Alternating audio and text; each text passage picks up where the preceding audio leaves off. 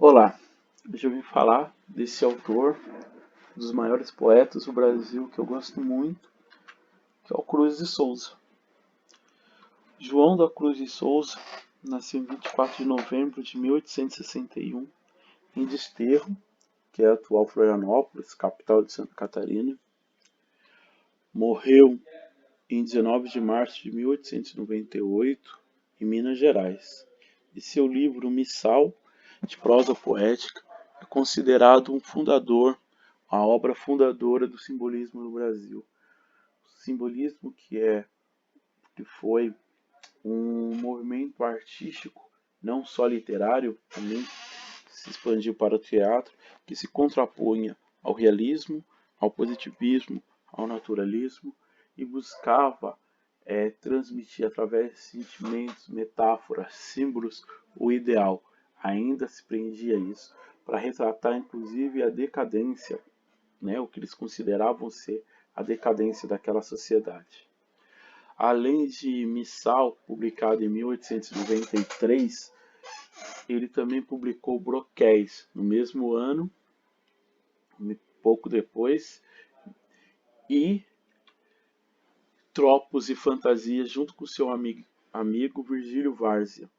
Eles eram bem amigos há um período que o Cruz de Souza vai viajar para o Rio, não só tem um período que viaja no início da década de 1880, né, volta em 84, e depois ele volta a sair de Florianópolis, né, de desterro, e morre fora, e eles trocavam muitas cartas e ainda mantinham a amizade. Chegaram a trabalhar junto em jornais, e depois de sua morte ainda foi publicado Evocações, Faróis e Os Últimos Sonetos. Hoje, o nome de Cruz de Souza está vinculado à cultura erudita em Florianópolis, e não só em Florianópolis, como em Santa Catarina, ele é bem prestigiado, tanto que ele recebe o nome do palacete, onde foi moradia de governadores, Palácio Cruz de Souza, que também foi a sede administrativa do governo depois, e agora abriga um museu, inclusive o Museu Cruz de Souza, fica bem no centro da cidade, na praça central de Florianópolis, esse palacete chamado Palácio Cruz de Souza. Mas ele era filho de Guilherme de Souza, um escravizado que foi alforreado depois, em 1864, e que trabalhava como mestre pedreiro. E de Carolina Eva da Conceição, uma lavadeira liberta, ou seja, era uma mulher que também tinha passado pela escravidão, também tinha sido escravizada e se tornou livre.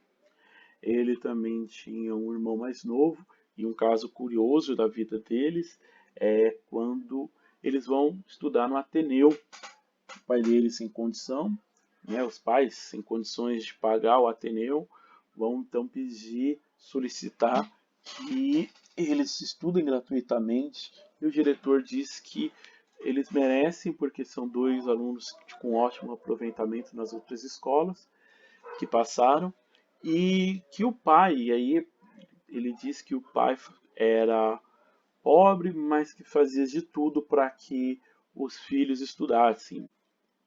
Cruz de Souza trabalhou em diversas áreas, né? Foi caixeiro cobrador, que é uma área de comércio, foi professor, trabalhou em alguns jornais e no teatro amador, né? Tanto atuando quanto nos bastidores. Ele vai ao Rio no início da década de 1880 para trabalhar no bastidores de uma companhia de teatro que foi até Desterro e depois, né, o convida para atuar.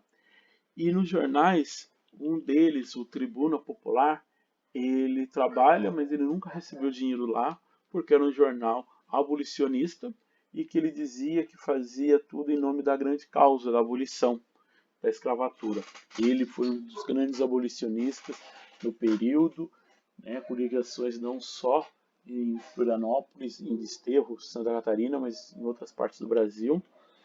E, junto com seu amigo Virgílio Várzea, publicou o jornal Moleque. Ele era redator desse jornal em 1884.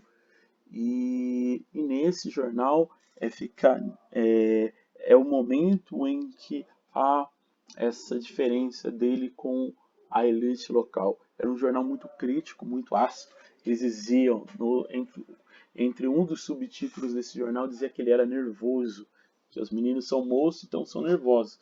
E ele criticava a política local, as elites locais, clubes, além de fazer a propaganda abolicionista.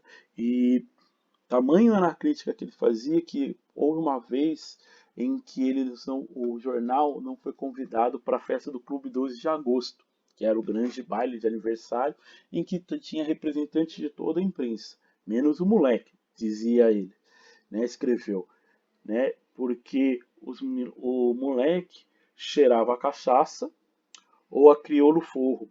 Então era um motivo para que não fosse convidado ele. E ele vai tratar dessa forma, várias vezes que eles não são convidados, a passagem ele vai sempre se contrapor, né? Ao luxo, o moleque, né? Os colaboradores do moleque eles estão um crioulo forro, algo que ele nunca foi, ele nasce livre, ele não é liberto, ao contrário dos pais que são libertos, ele nasce livre. Mas ele vai usar esse tipo de categoria, cachaça, né? E uma das grandes pesquisadoras da vida dele, Elizabeth Maria Spíndola, fala, né, dessa representação, que no simbolismo dele ele vai usar, através de símbolos de universos utópicos, ah, uma representação dos mundos, das realidades sociais, fazendo as críticas, tanto sociais quanto de preconceito de classe, de cor. Não é uma literatura de sorriso, e esse é um dos motivos de eu gostar muito.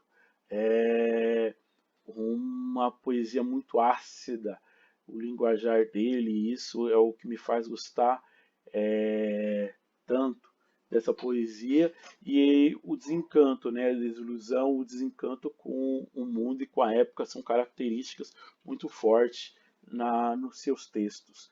Por exemplo, na oração ao sol, ele diz: concede, sol, que os manipansos não possam grotescamente, chatos rombos, com grimances e gestos ignóbeis imperar sobre mim, e que mesmo os papas que têm a cabeça, as veneráveis orelhas e chavaleiros da infabilidade, para que não venham com solene aspecto abençoador babar sobre essas páginas dos clássicos latins, virulentos, as teorias abstrutas, as regras fósseis, os princípios bátricos, as leis críticas megatérreas.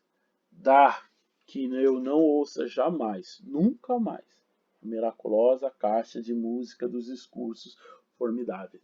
Né? Então, é toda a descrença dessa coisa, toda a crítica, bem ácida inclusive, a quem estava se preocupado somente com a forma de fazer poesia cheia das regras.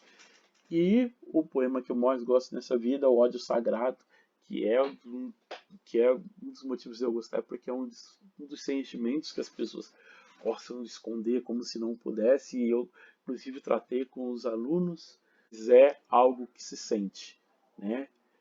Faz parte dos sentimentos e eu acho que ele mostra bem os caminhos do ódio. Então, ó meu ódio majestoso, meu ódio santo, puro, benfazejo, unge-me a fronte com teu grande beijo, torna-me humilde e torna-me orgulhoso. Humilde com os humildes generosos, orgulhoso com os seres sem desejo, sem bondade, sem fé, sem lampejo, de sol fecundador e carinhoso, ó meu ódio, ó meu lábaro bendito, da minha alma agitada no infinito, através de outros lábaros sagrados. Ódio são, ódio bom, ser meu escudo contra os vilões do amor em que infamam tudo, das 7 torres dos mortais com pecados. E é disso, né? Humilde, com os humildes e generosos, orgulhosos, com quem não é. Cruz de Souza, que é um dos literatos que mais gosto. Como poeta é o que eu mais gosto, e essa poesia é a que eu mais gosto Por isso que eu trouxe aqui para tratar um pouquinho dessa história dele.